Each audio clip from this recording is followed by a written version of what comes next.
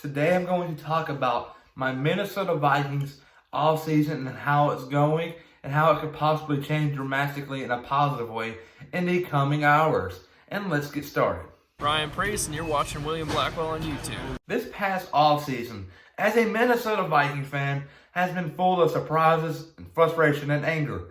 Let's start with the surprises. One, Minnesota finally deciding to keep Dan Bailey for another 3 years. They've been signing Dan Bailey for one-year contracts the past 2 years, but now they're giving him a big-time deal, so I'm glad they did that. Dan Bailey is one of your best kickers in NFL history. He deserves this. And you got the best punter possibly in NFL history, Britton Colquitt. I'm glad they re-signed both of them. They deserve it. But those are two surprises, and here's another one. Minnesota Vikings got rid of cornerback Xavier Rhodes after a 2019 struggle. And 2019 is still bad, but he's been struggling years before.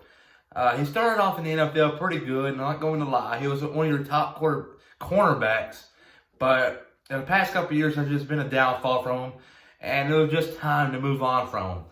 But they also got rid of more defensive players, Stephen Weatherly, but you got rid of Linval Joseph, nose guard, defensive tackle, whatever you want to call it. They sent him off out west to play for the Chargers. I think this is a terrible move. They shouldn't have got rid of him. He was clogging up the middles all the time. You saw it in the San Francisco game. He forced him to go outside, and yeah, I don't know why they got rid of him, but they must see something in Javon Kinlaw, the best defensive tackle in the draft, in my opinion, or Derek Brown from Auburn. Who knows? But they got to do some trading before if they want to get those players.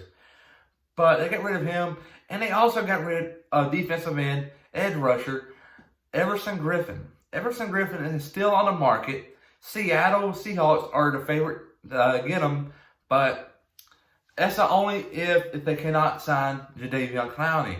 If they re-sign Jadeveon Clowney, which is sort of expected at this point in time, I would expect Everson Griffin to possibly go to the Tennessee Titans, or he can return to the Minnesota Vikings for possibly another year.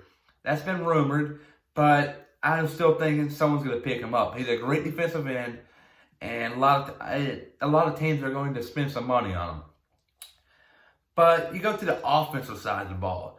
The biggest surprise in this offseason, without a doubt, the Minnesota Vikings had let go of Stephon Diggs.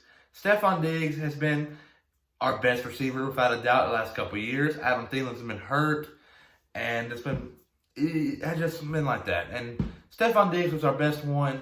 He's the one that won us the 2017-18 playoff game against the New Orleans Saints and Minneapolis Miracle. That's his best play in his career. It will always be like that.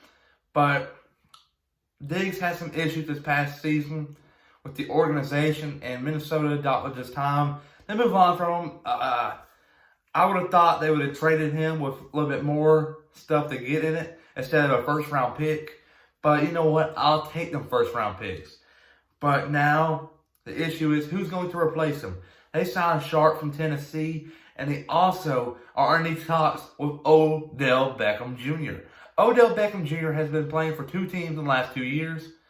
And starting off with one of them, you got Odell playing for the New York Giants, and it was just a terrible deal because he played with Eli Manning towards his late stages of his career, not in his prime, way out of it, and he really couldn't see him there playing in a good team organization. So he goes to Cleveland, got Freddie Kitchens as the offensive coordinator and a head coach, and they can't do nothing there with Baker Mayfield. But Baker Mayfield is still young, so you really can't judge him off of that. But now if he goes to Minnesota, this is going to be a great thing for him and the organization because, one, he's got a great offensive-minded coach as offensive coordinator, Gary Kubiak. Gary Kubiak coached Peyton Manning and the Houston Texans so many times. He's a great offensive coordinator, and this would be a great fit. And two, Kirk Cousins is in his prime right now, so I'm expecting a lot of big things out of them and the offense. They got Adam Thielen returning. Last year he was hurt, so I'm expecting big things to come from him. Dalvin Cook got hurt late in the season for shoulder, so he missed a couple games. Kyle Rudolph came in clutch in the playoffs last year, making some sick catches, one-handed, two-handed, you name it. And Irv Smith Jr. coming back for a second year. He was really underrated last year, but a big factor. So I'm expecting some big things out of the offensive line because they got to draft some new ones.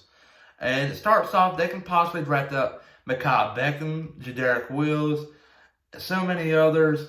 But it's going to get interesting. I think they can pick up Javon Kinlaw if they decide to trade up. But it's going to be a little bit harder to get some of them top-notch tackles like Mekhi Beckham, Jedrick Wills, and Tristan Wirfs. It's just going to get interesting.